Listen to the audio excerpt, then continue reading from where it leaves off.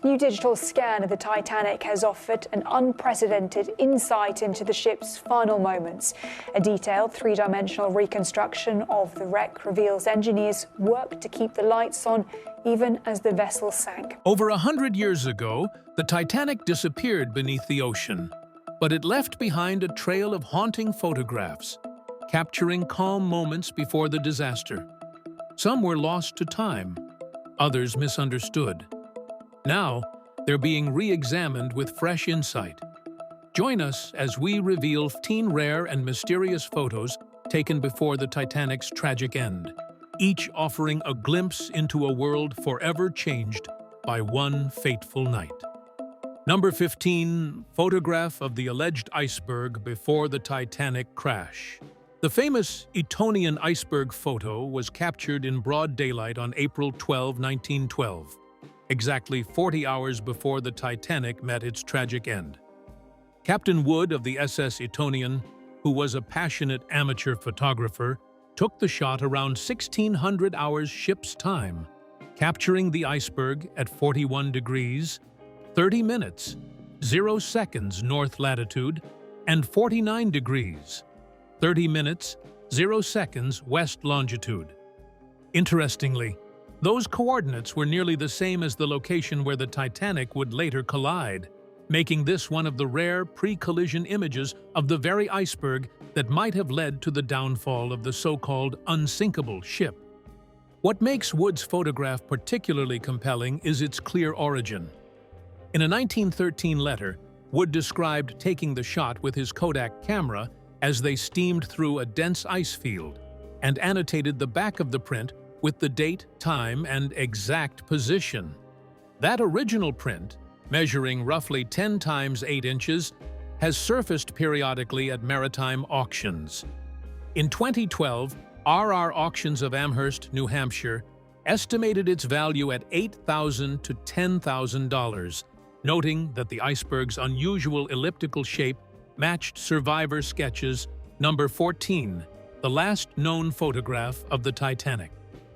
On April 11, 1912, the RMS Titanic made its last stop at Queenstown, Ireland, now known as Cove in County Cork.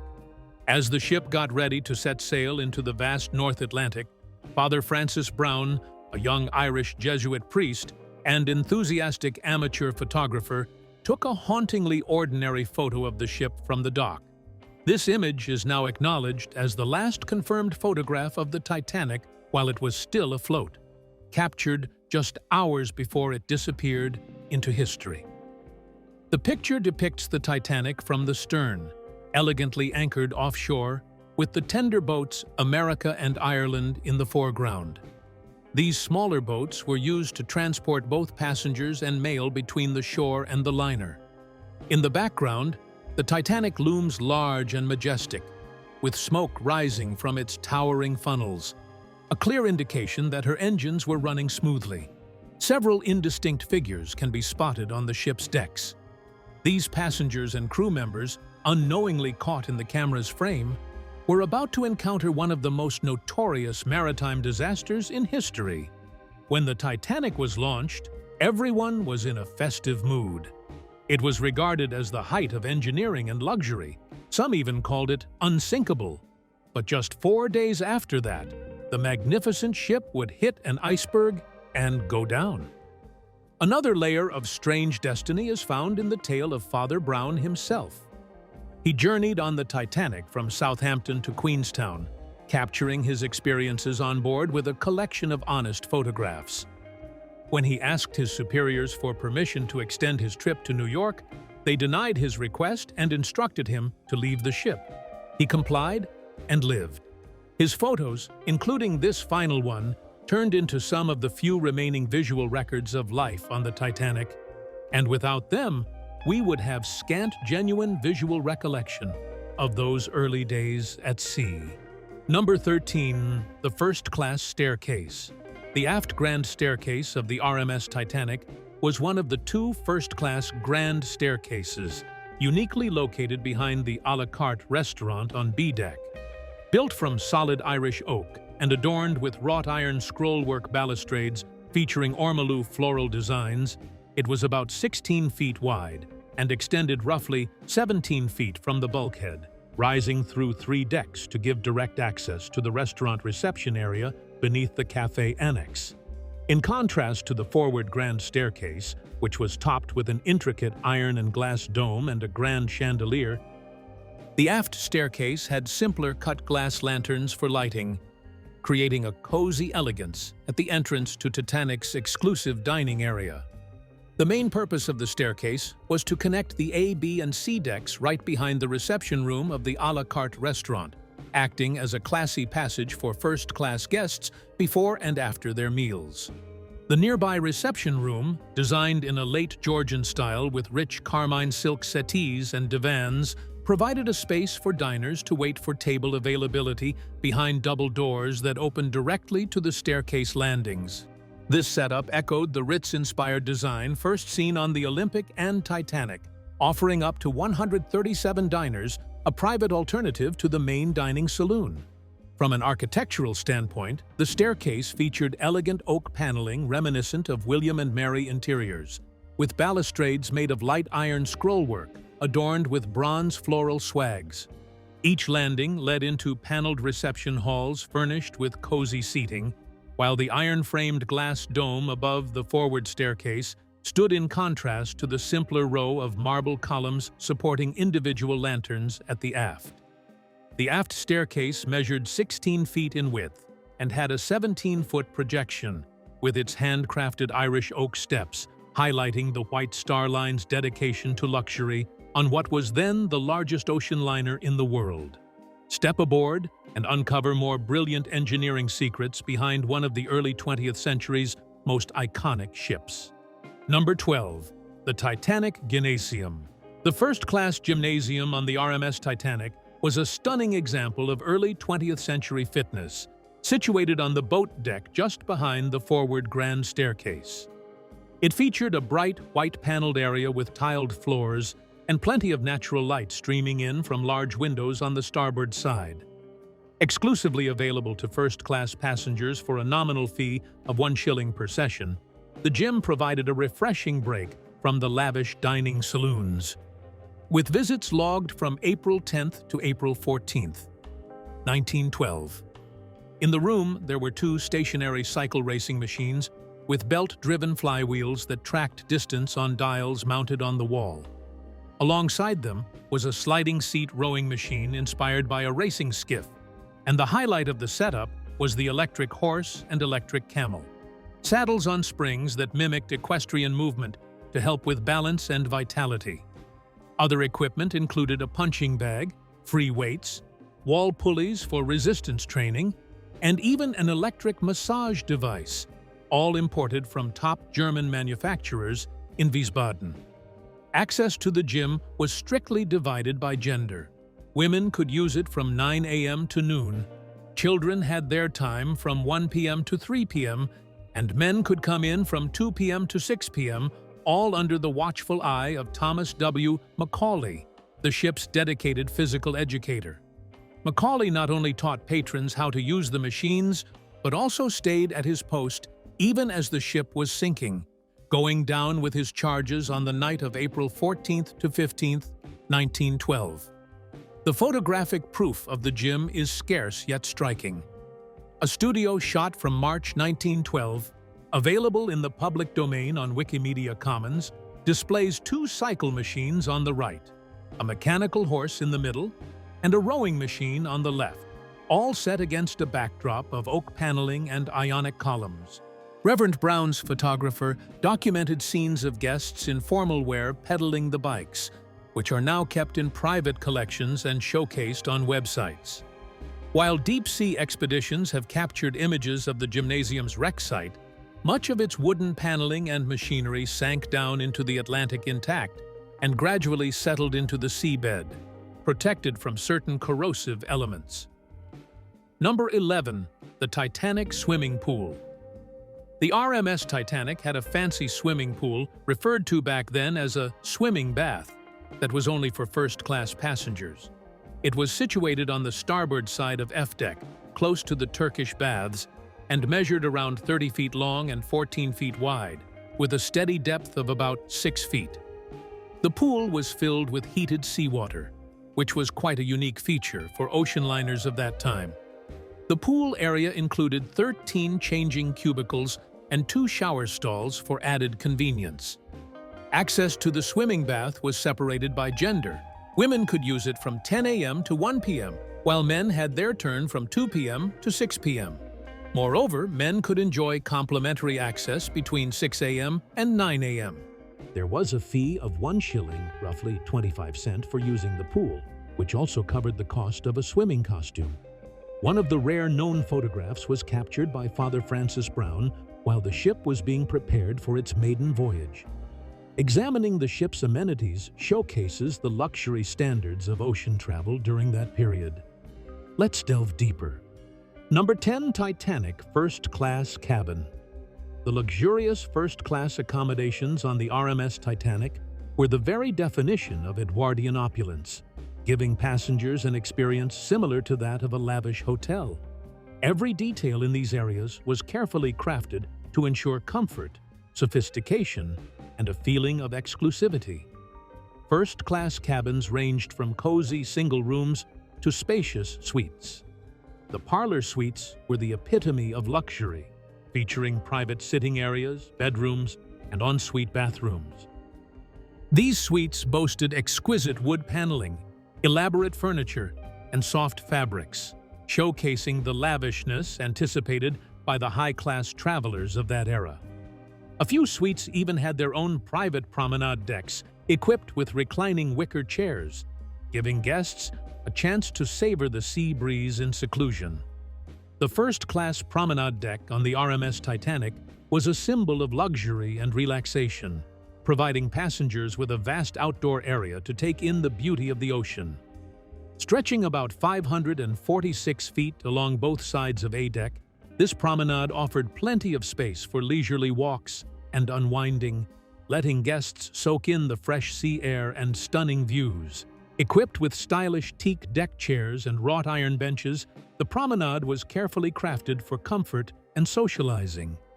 Cozy alcoves featured folded deck chairs that passengers could rent for their journey, creating perfect spots to chat, read, or simply gaze at the waves. Stewards were on hand to serve hot drinks like broth, bovril, or tea, making the leisurely experience even more enjoyable. The promenade was designed with a mix of open and enclosed areas. The front part had large windows to protect passengers from sea spray, while the back remained open, providing clear views of the ship's wake and the horizon. This clever design allowed passengers to enjoy the promenade regardless of the weather. Additionally, the promenade linked to several of Titanic's lavish public rooms, such as the lounge, smoking room, and reading and writing room, all featuring magnificent bay windows that let in plenty of natural light. These smooth transitions between indoor and outdoor areas showcased the ship's dedication to luxury and passenger comfort. The Veranda Cafe and Palm Court provided first-class passengers with a peaceful escape that reflected the beauty of an English countryside conservatory. Located at the back of A deck on both the port and starboard sides, these two spaces were crafted to resemble outdoor sidewalk cafes, offering a stylish and calm setting for unwinding and socializing. The interiors featured lovely trellis work, climbing ivy, and potted Kentia palms, which contributed to a vibrant, garden-like vibe. Wicker furniture, including tables and chairs, was carefully placed on a checkerboard-patterned floor made of light brown and beige tiles, enhancing that conservatory ambiance. Large arched windows and double sliding doors let in plenty of natural light and provided stunning ocean views, while also granting direct access to the back of the promenade deck. The interiors were beautifully decorated with trellis work, climbing ivy, and potted Kentia palms, giving it a lush, garden-like vibe. Wicker furniture, including tables and chairs, was carefully placed on a checkerboard-patterned floor made of light brown and beige tiles, enhancing that conservatory feel. Large arched windows and double sliding doors let in plenty of natural light and provided stunning views of the ocean. while also giving direct access to the aft end of the promenade deck. The Veranda Cafe was split into smoking and non-smoking areas. The smoking section, found on the port side, was reachable from the first-class smoking room. On the other hand, the non-smoking section on the starboard side often served as an informal play area for kids, since the Titanic didn't have a dedicated playroom for children. This setup made the Veranda Cafe a favorite spot for families, offering a safe and enjoyable environment for both relaxation and play. The design of the Veranda Cafe and Palm Court matched the ship's overall focus on luxury and comfort, giving passengers a unique space that blended the elegance of indoor salons with the refreshing feel of an outdoor garden. This mix of sophistication and calm made these areas beloved spots for light snacks and social gatherings among Titanic's first-class passengers. Number 9. Café Parisien. The Café Parisien on the RMS Titanic was a fresh take on luxury at sea, giving first-class passengers a one-of-a-kind dining experience that blended the charm of a Parisian café with the opulence of the ocean liner. Situated on the starboard side of B deck, right next to the a la carte restaurant, this café was a creative addition, taking the place of a rarely used promenade area that was found on Titanic's sister ship, the Olympic. Meant to capture the feel of a sun-drenched veranda, the Café Parisien boasted white-painted trellis work draped with ivy and other climbing plants, crafting a garden-like vibe. The setup included wicker tables and chairs, with space for up to 68 guests, and a long red carpet stretched down the room, making it feel even more welcoming. Huge picture windows provided expansive views of the Atlantic, and when the weather was nice, these windows could be opened to let diners enjoy their meals outdoors. Open from 8 a.m. to 11 p.m., Café Parisien shared its menu and staff with the nearby a la carte restaurant, both overseen by the well-known restaurateur Luigi Gatti. Dining at the café wasn't part of the regular first-class ticket and needed extra payment. The place soon turned into a popular hangout for younger first-class travelers, providing a relaxed atmosphere for enjoying light snacks and beverages. Number 8. The Titanic Life Vest. The life vests on the RMS Titanic were crucial safety tools meant to keep people afloat during emergencies. Made mainly from cork blocks wrapped in canvas, these life jackets were the norm for maritime safety in the early 20th century. Each life vest had a straightforward design, a sleeveless canvas covering filled with solid cork blocks for buoyancy. They were fastened to the body with fabric ties, making sure they stayed on during use. Although they were effective at keeping wearers above water, the stiff cork could lead to discomfort or even injury, particularly when jumping into the water from great heights. During the Titanic's first journey in April 1912, the ship had around 3,500 life jackets on board, enough for every passenger and crew member. But the disaster showed that while these vests could keep people afloat, they didn't do much to protect against the freezing temperatures of the North Atlantic waters. Nowadays, only a few of those original life vests are still around. Some have been carefully preserved and are on display in museums, serving as touching reminders of the lives that were saved and those that were lost during the Titanic tragedy. Each detail tells a story of ambition, luxury, and innovation, capturing the spirit of an era that believed no dream was too grand and no design too bold. Let's delve further. Number 7. The first-class, second, and third-class dining room. Dining experiences on the RMS Titanic starkly contrasted for first-class, second, and third-class passengers, reflecting early 20th century social divides. The first-class dining saloon, located on D deck, was the largest room on the ship, measuring 114 feet long and spanning the vessel's width. It accommodated over 500 guests and was elegantly decorated in Jacobean style, featuring white wooden panels, a strapwork ceiling, and leaded glass windows that concealed portholes, creating a restaurant-like atmosphere. At night, the lighting enhanced the cozy ambiance. The floor had red and blue linoleum tiles, and the furniture included oak tables and dark green leather chairs, which were not fixed to the floor for added comfort.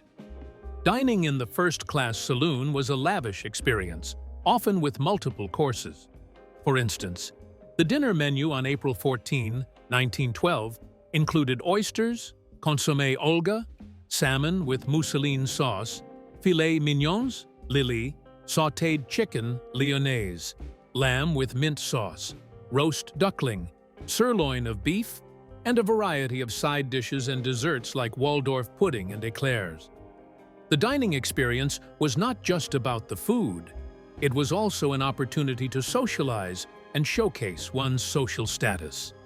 The second-class dining saloon on the RMS Titanic offered a cozy dining experience that rivaled first-class options on other ships.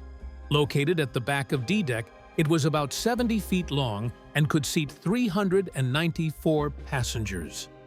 The saloon featured oak-paneled walls, stylish linoleum flooring, and rows of long tables with mahogany swivel chairs in crimson leather, secured to the floor for stability. Natural light came through portholes, and a piano provided entertainment, especially during Sunday services. Meals were prepared in the same kitchen as first class, ensuring high culinary standards. The April 14, 1912, dinner included dishes like consommé, baked haddock, curried chicken, spring lamb, roast turkey, and various sides, with desserts like plum pudding and ice cream. Service was attentive, and the atmosphere relaxed. While not as lavish as first class, second-class passengers enjoyed a remarkable level of comfort and quality, reflecting the White Star Line's commitment to a great experience for all. In contrast, third-class passengers dined in a modest setting on F-deck. The third-class dining saloon was divided by a watertight bulkhead into two sections, one for families and single women, and the other for single men. Each communal table seated up to 22 diners, with simple decor of white enamel-painted steel walls and some pine paneling. Coats and hats were hung on hooks, as there were no cloakrooms. Number 6. The boat and forecastle deck. The RMS Titanic's decks were a testament to early 20th century maritime engineering and luxury. Each level offered unique perspectives and functionalities, contributing to the ship's grandeur. Boat deck. As the uppermost deck, the boat deck housed the ship's lifeboats and was the location from which they were launched during the sinking. It featured segregated promenades for officers, first-class passengers, engineers, and second-class passengers. Notably, the first-class area had a gap in the lifeboat arrangement to preserve unobstructed views for passengers. The deck also included the bridge, officers' quarters, and the entrance to the grand staircase. The forecastle deck of the RMS Titanic, situated at the front of the ship, was a key operational zone mainly used by the crew for crucial maritime tasks. Stretching about 106 feet long, this deck was outfitted with a variety of machinery and tools essential for anchoring, mooring, and handling cargo. At the heart of the forecastle deck were the ship's anchoring systems. The Titanic was equipped with 3 enormous Hall's patent stockless anchors, 2 side anchors, each weighing roughly 7¼ tons, and a central anchor that weighed around 15½ tons. These anchors were linked to robust stud link chains, with each link tipping the scales at about 175 pounds, which ran through hawse pipes down to the chain lockers beneath the deck. Number 5. The Titanic Lifeboat. The RMS Titanic had 20 lifeboats on board, which turned out to be tragically inadequate for the over 2,200 passengers and crew members. These lifeboats could only hold about 1,178 individuals, which is roughly 1/3 of everyone on the ship. Even with this glaring shortfall, the Titanic met the regulations set by the British Board of Trade at the time. However, those rules hadn't been updated since 1894 and didn't take into account the larger capacities of newer ships like the Titanic. The lifeboats were mainly kept on the boat deck, and the emergency cutters were ready to go at a moment's notice. Collapsible lifeboats C and D were on the boat deck, while A and B were situated on the roof of the officers' quarters. When it came time to evacuate, many lifeboats were launched with far fewer people than they could actually hold. Take lifeboat number 1, for example. It had a capacity for 40 individuals, but set off with just 12 on board. The architectural layout of the Titanic reflects the social hierarchies of its time. Don't you think? Number 4. The third-class cabin. The third-class cabins on the RMS Titanic were crafted to offer an impressive level of comfort and privacy, which was quite remarkable for steerage accommodations in the early 20th century. Located mainly on the lower decks from D through G, these cabins were simple yet carefully designed, showcasing the White Star Line's dedication to enhancing the experience for emigrant passengers. Each cabin could house between 2 to 10 people, with different layouts to accommodate single men, single women, or families. Typically, single men were placed in the bow front section of the ship, while single women and families were situated in the stern back section. This separation was a common practice at the time to maintain propriety and comfort for everyone on board. The cabins boasted white-painted pine paneling and salmon-pink linoleum flooring. Bunk beds were the norm, complete with mattresses and bed linens from the White Star Line. However, single men often had to make do with straw-stuffed mattresses and a blanket. In contrast, families and single women's cabins came with wash basins, a feature that was usually absent in the cabins for single men. Even with the limited amenities, these accommodations marked a notable upgrade from the open dormitory-style steerage found on many other ships of that time. The availability of private cabins, even when shared with others, provided passengers with a sense of personal space and dignity throughout their transatlantic voyage. Number 3. The second-class cabin. The second-class cabins on the RMS Titanic provided an impressive level of comfort and elegance that was quite remarkable for their era, competing with first-class accommodations found on many other vessels.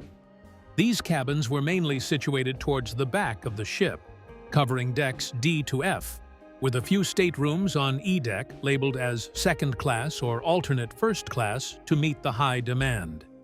The second-class staterooms were carefully crafted with oak paneling finished in a glossy white and featured linoleum flooring. The mahogany furniture usually consisted of a spacious sofa, a wardrobe, and a dressing table that came with a wash basin, a mirror, and storage shelves. They also had innovative compactum or clock wash basins. These earthenware basins could be folded back against the wall to drain and save space when not in use. Although the cabins did not have private bathrooms, there were communal lavatories and bathrooms available, separated by companionways and designated by gender. Passengers could request baths from a steward, and bed linens were changed on a daily basis. Second-class passengers were quite a mixed bunch, featuring leisure travelers, scholars, members of the clergy, and middle-class families hailing from England, Scotland, and America. Interestingly, the ship's musicians also found themselves in second-class quarters since they were contracted through an agency by the White Star Line and weren't classified as crew members. Outside of their cabins, second-class passengers enjoyed access to a variety of well-furnished public spaces. Among these was a large library on C deck, styled in the Adam fashion, showcasing a blend of light sycamore and dark mahogany paneling, complete with mahogany chairs and tables. The second-class smoking room, located on the promenade deck B, boasted oak paneling and furniture covered in dark green Morocco leather, creating a cozy spot for gentlemen to unwind. Number 2. The poop deck or stern. The poop deck, located at the back of the RMS Titanic, was an important spot for third-class passengers, providing a rare open-air area for relaxation and socializing. Measuring about 128 feet long, this deck had wooden benches for seating and was outfitted with necessary maritime equipment, such as cargo cranes and the elevated docking bridge. Below the poop deck was the steering gear room, which could be accessed through a door situated under the docking bridge. Even though it was designed for practical use, the poop deck became a communal hangout for third-class passengers who had limited access to the ship's facilities. It offered a place where families and individuals could breathe in fresh air and take in ocean views, helping to create a sense of normalcy and comfort during their journey. However, this area was also shared with crew members who were busy with their tasks, including handling cargo and maintaining the ship's equipment. In the heartbreaking final moments of the Titanic's sinking, the poop deck turned into a refuge for many passengers and crew members looking for safety. As the ship's front went under, the back rose, making the poop deck one of the last sections of the ship to stay above water. Eyewitnesses reported that a large number of people gathered there, clinging to hope for rescue or a chance to survive the catastrophe. Number 1. Photograph of Captain Edward J. Smith and purser Hugh McIlroy. A touching photograph shows Captain Edward J. Smith next to Chief Purser Hugh Walter McIlroy on the starboard side of the Titanic's officers' quarters. This picture was snapped on April 11, 1912, while the ship was docked off Queenstown, now Cove, Ireland, during its last stop before venturing into the Atlantic. The photo was taken by Reverend Francis Brown, a Jesuit trainee and hobbyist photographer who boarded the Titanic in Southampton and got off in Queenstown. His collection of images is the only known photographic documentation of the Titanic at sea during its maiden voyage.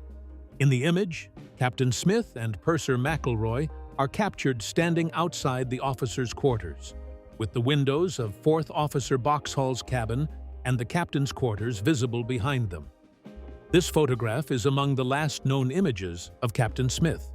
Chief Purser McIlroy, who hailed from Liverpool and had Irish ancestry, was in charge of the ship's finances and passenger relations. He was recognized for his friendly demeanor and professionalism.